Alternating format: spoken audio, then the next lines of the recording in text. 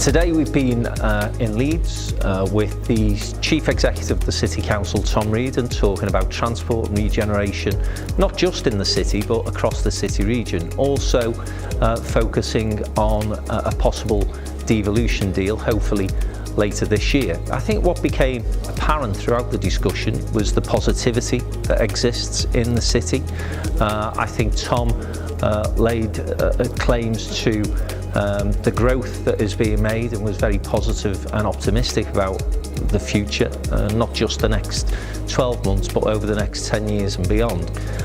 And in all sorts of areas, housing, transport, skills, all those agendas are being pursued very aggressively and vigorously by Leeds City Council and other partners. But the clear message that came out of this afternoon's discussion was that actually, if Leeds is going to get its fair share of the devolution cake, then it needs to start speaking with one voice, and that's not simply politicians, civic leaders, it's stakeholders, it's the private sector as well.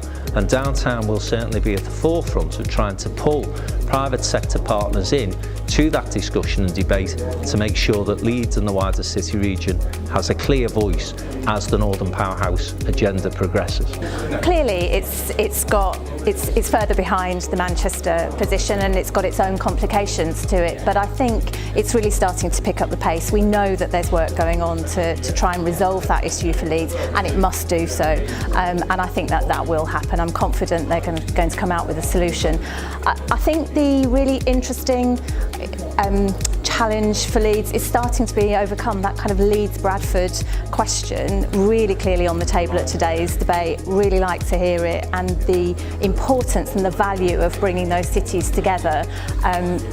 Writ clear, really loud and clear today. I think that all MPs across Yorkshire really need to coordinate and collaborate, otherwise they will miss this great opportunity that devolution brings. And it's a great opportunity for not just the people of Yorkshire but the people of the North and the UK as a whole outside Brexit.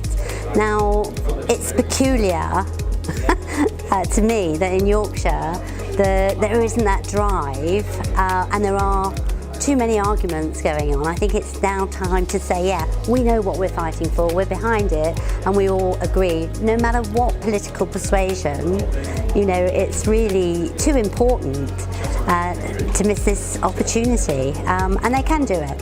In terms of, they are two of the biggest cities in the UK, Leeds and Bradford. Between the two cities, there's actually 44,000 trips a day in terms of people commuting between the two cities, and that's 74% of those go by car.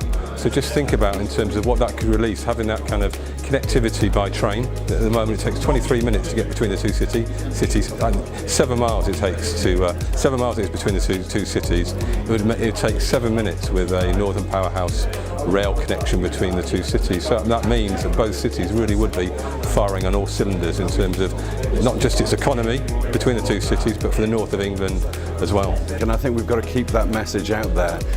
For me, we're not saying often enough and loudly enough what we're actually doing and delivering in this part of the world. And unless we say it and we all act as ambassadors, if you like, for the city, how on earth can we then convince other people to come and invest, see what we're doing here and just join us on that journey? Because there are so many positive things happening, not just around development, commercial development, retail development, but the opportunity around reinvigorating, reinventing, extending Leeds city centre, which not only will benefit Leeds, but the wider city region. When we think of all the cities and the towns within easy reach of Leeds, think about Bradford, think about Wakefield, think about Huddersfield, how they will all benefit from the increased activity we're not only seeing today, but we're going to be seeing in 12 months' time, 3 years' time, 5 years' time.